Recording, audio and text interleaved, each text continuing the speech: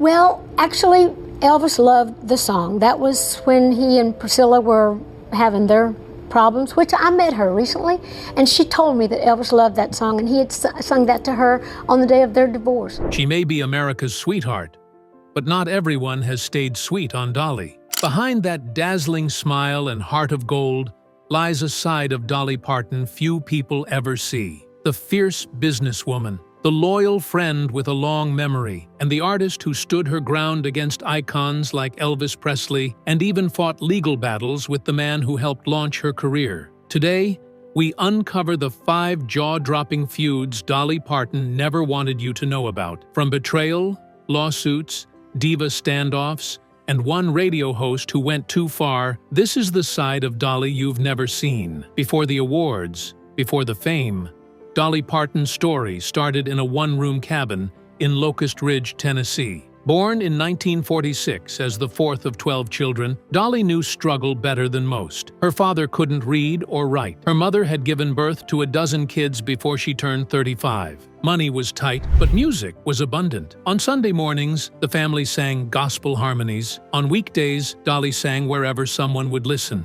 By age 10, she was performing on local radio and TV. And the moment she graduated high school, she took off for Nashville. Alone, broke, but full of dreams. She wasn't just chasing stardom, she was chasing freedom. She started by writing songs for others, but quickly made it clear she was more than a songwriter. In 1967, she got her big break, a regular spot on the Porter Wagoner show, and that changed everything. The mentor turned enemy. Porter Wagoner was already a country legend when Dolly joined his show. Replacing a fan favorite, Norma Jean, wasn't easy. Fans booed, hate mail poured in, but Dolly stayed calm and pushed forward. Soon, the duo became a sensation. On screen, they were perfect. Off screen, not so much. Wagoner wasn't just a mentor, he was controlling. He decided what songs they'd sing, where Dolly would appear, and how the duo would operate. At first, Dolly played along. She was grateful, but she wasn't a puppet. As her solo ambitions grew, so did Wagner's grip. By 1973, Dolly had had enough. She wrote "I Will Always Love You" as a farewell to Porter and left the show in 1974.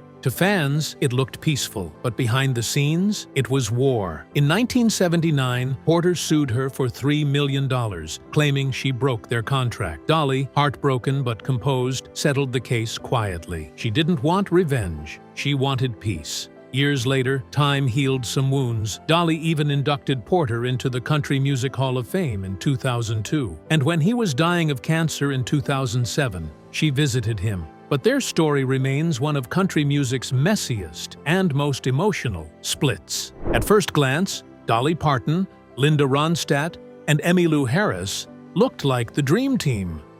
3 of country music's most powerful women, each with their own unique sound and fierce independence, coming together to record a collaborative album. Fans were ecstatic. The project, eventually titled Trio, seemed like a match made in musical heaven. But behind the harmonious vocals and award-winning records, things weren't as smooth as they appeared. The chemistry in the studio was far different from what the public saw. Dolly, known for her quick recording style and easygoing attitude, clashed with Linda's perfectionist tendencies. While Dolly was ready to wrap up a song in just a couple takes, Linda often insisted on recording over and over until every note felt flawless. The first Trio album, released in 1987, was a critical and commercial success. It topped charts and won a Grammy. But the process of creating it had been draining. Emmylou Harris, caught in the middle, often had to mediate disputes and ease tension between the two. The friendship that had once inspired the collaboration started to show cracks. Plans for a second album faced delays. Scheduling conflicts and record label politics didn't help, but it was the personal tension that made progress difficult. Trio 2 wasn't released until 1999, over a decade after their initial success. By then, the magic between the 3 had faded. Linda, in particular, didn't hold back in interviews. She criticized Dolly's lack of commitment to the project, calling her hard to rely on. and even accusing her of being late or canceling sessions. To Linda, Dolly seemed distracted by her solo career and unwilling to fully invest in their collaboration. Dolly, as usual, remained mostly silent. She avoided public rebuttals, choosing instead to focus on her own projects and preserve what dignity remained in the relationship. But insiders knew the damage was done. The feud never exploded into tabloid headlines or bitter lawsuits, but it left a lasting mark. For fans, the trio albums remain a treasured piece of music history. For Dolly and Linda, they were a reminder that even the best intentions can fall apart under pressure. Though years later they appeared together at events and shared polite words, it was clear the friendship never returned to its original closeness. And sometimes, silence speaks louder than any song. In the mid-1970s, Dolly Parton was becoming more than just a country singer. She was turning into a cultural force. Her songwriting was catching the attention of music industry giants, and none loomed larger than Elvis Presley. When Elvis expressed interest in recording her emotional ballad, "I Will Always Love You," it felt like a dream come true. Dolly had idolized Elvis since she was a child. The thought of the king of rock and roll lending his voice to her lyrics was both thrilling and deeply validating. But that dream quickly collided with a harsh reality. Elvis's manager, the infamous Colonel Tom Parker, had a reputation for being ruthless in negotiations. When the deal came to the table, Parker demanded that Elvis be given 50% of the publishing rights to the song. It was standard for Elvis's team, but for Dolly, it wasn't just business, it was personal. "I cried all night," she later admitted. "Elvis was my hero, and I wanted so badly for him to sing that song, but I just couldn't give away half the rights to something that meant so much to me." "I Will Always Love You" wasn't just another hit, it was a part of her soul.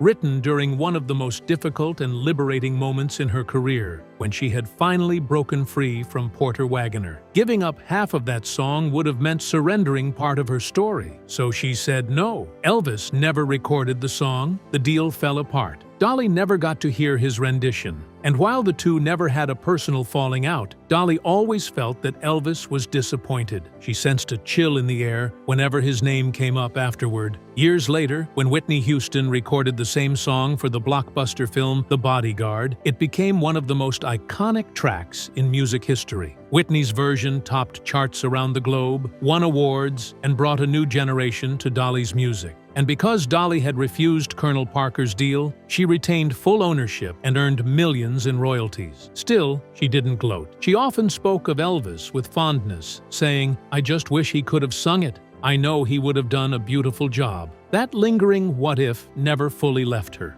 The Elvis chapter in Dolly's career is a powerful example of her ability to stand firm in the face of enormous pressure. She didn't just walk away from a legendary opportunity, she walked away from her childhood hero. But in doing so, she set a precedent that would protect her career for decades. Because sometimes the hardest word to say is no, and sometimes that no changes everything. Not all feuds erupt in public meltdowns or lawsuits. Some unfold in quieter corners of the music industry. No screaming matches, no front-page scandals. Just one pointed comment that cuts deeper than most insults ever could. That's exactly what happened between Dolly Parton and Jeff Tweedy, the frontman of alternative country band Wilco. Tweedy, widely respected for his introspective songwriting and indie sensibilities, was asked in an interview about Dolly's influence on American music. While he acknowledged her iconic status and contributions to the genre, he didn't hold back on his critique. He described Dolly's lyrics as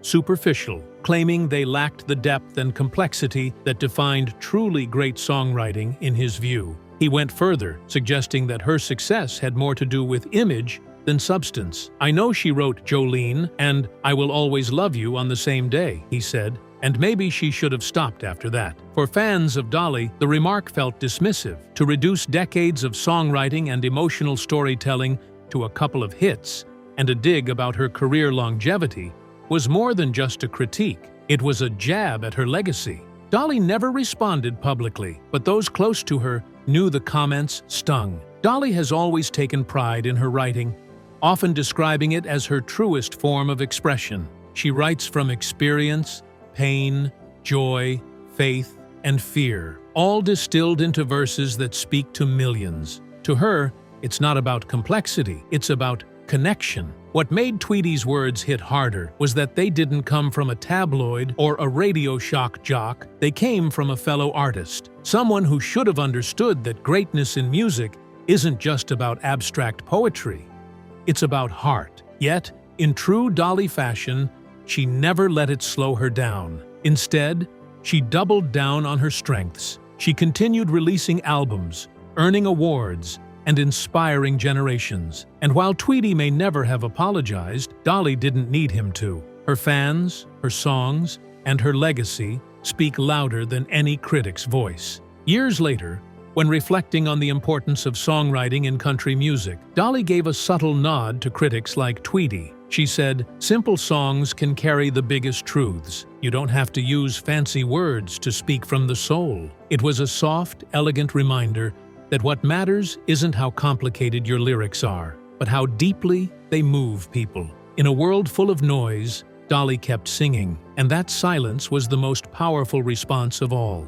To the outside world, Dolly Parton seems untouchable, a walking ray of sunshine draped in sequins, known for her dazzling smile, heartfelt ballads, and endless generosity. She's the embodiment of Southern grace, unshakably kind, endlessly charitable, and free of scandal. But what most don't see is that this image, as radiant as it is, didn't come without its share of storms. Because behind the rhinestones and signature wigs lies a woman who has weathered more than her share of betrayal, criticism, and pressure from an industry that often expected her to play small. Dolly's kindness is real, but it's not passive. Every public feud she's faced, from legal threats to personal attacks, wasn't just a bump in the road.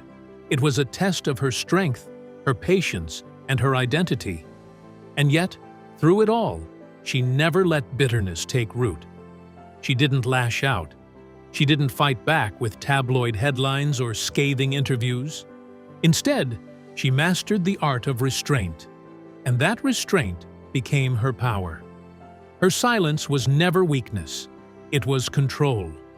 In an industry that thrives on drama, Dolly took the road less traveled. She let her music and her legacy speak for her. She could have written exposés. She could have gone on talk shows and told the world what really happened behind the scenes. She could have named names, but instead, she chose dignity. She kept it classy, even when the world gave her every reason not to. While others exploded in public meltdowns or burned bridges for the spotlight, Dolly chose a quiet strength that only made her shine brighter.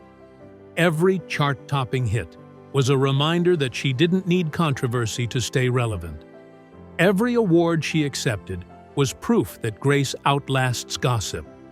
And every time she walked onto a stage without addressing the rumors swirling around her, she proved that composure is its own kind of rebellion. She's been underestimated, mocked, and dismissed. She's been told to change how she looks, how she sings, and what she says. But she never caved. She turned every insult into fuel, every critique into melody, every closed door into another hit song. And even when people tried to control her or rewrite her story, Dolly held the pen the entire time. In a world that often demands loudness to prove strength, Dolly Parton has shown that quiet confidence leaves the deepest impact, that standing still in your truth can shake the ground harder than shouting ever could. If her life were a song, it would be stitched together with verses of triumph and heartbreak, wrapped in a chorus of resilience. She's soft where she chooses to be, sharp when she needs to be, and entirely unbreakable beneath it all. She's not just a survivor of the music industry, she's one of the few who managed to outgrow it without ever selling out who she really is. Because when you strip away the wigs, the rhinestones, and the polished sound bites, you're left with something far more powerful. a woman who built her legacy on grace, guarded it with strength, and lived it with unwavering truth. Of all the feuds and conflicts Dolly Parton has weathered, perhaps none hit closer to the bone than the scandal that erupted in 2008. One that didn't come from within the music world, but from a shock jock known for towing the line between outrageous and offensive, Howard Stern. At the time, Stern's popularity was undeniable. His radio empire was built on pushing boundaries, mocking celebrities, and generating headlines. But with Dolly, he crossed a line no one expected. Using clips from her audiobook, My Life and Other Unfinished Business, Stern's team edited and rearranged Dolly's actual voice into a fake interview. The doctored recording made her appear to say crude, racist, and sexually explicit things, completely fabricated, but disturbingly convincing. What was meant to be a joke was nothing short of defamation. The reaction was immediate. Fans were furious. Media outlets slammed the segment. Country music stations pulled support for Stern's show. And Dolly? She was devastated. In a rare public statement, she said, "I have never been so shocked, hurt, and humiliated in all my life. I cannot believe what Howard Stern has done to me."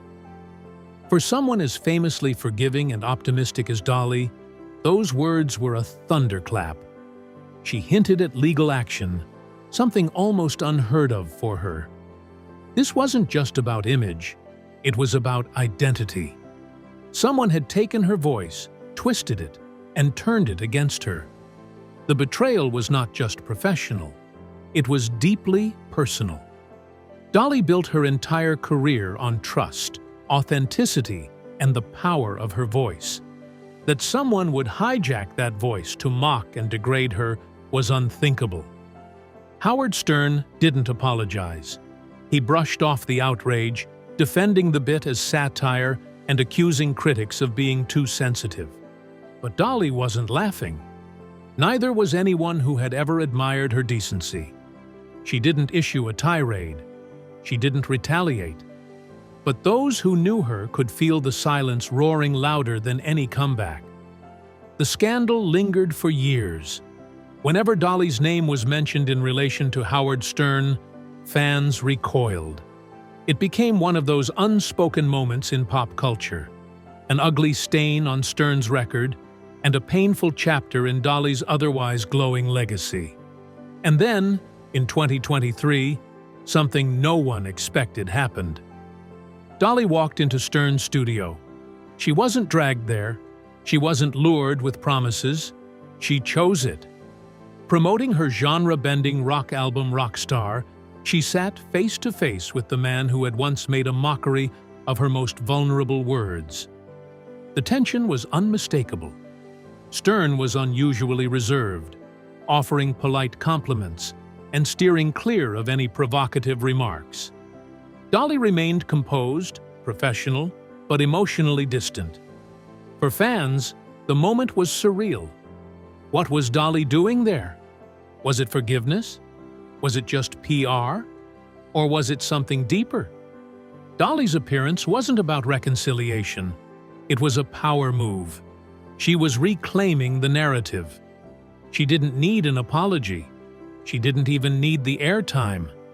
She simply showed that no one, not even the loudest voice in media, could control her story. She talked music. She talked vision. She smiled. But make no mistake, this was a silent triumph. She had walked through the fire and emerged unburned. That moment, 15 years after the original offense, wasn't about redemption for Stern. It was about resilience for Dolly. Because when you've been underestimated, insulted, and misrepresented, sometimes the most powerful response is to show up anyway, smile with grace, and remind the world who you are. Her ability to do that, without bitterness, without revenge, cemented her status not just as a country legend, but as a cultural icon. And for every person who's ever been mocked, belittled, or misrepresented, Dolly's comeback wasn't just satisfying, it was inspiring. The message was clear. You can mock the voice, but you'll never silence the woman behind it. Dolly Parton's life reads like a country song with verses full of heartache and triumph, and a chorus that always comes back to strength. She's faced betrayal from mentors, tension with peers, public smears, and quiet jabs from insiders. And yet, every single time, she chose to rise above it.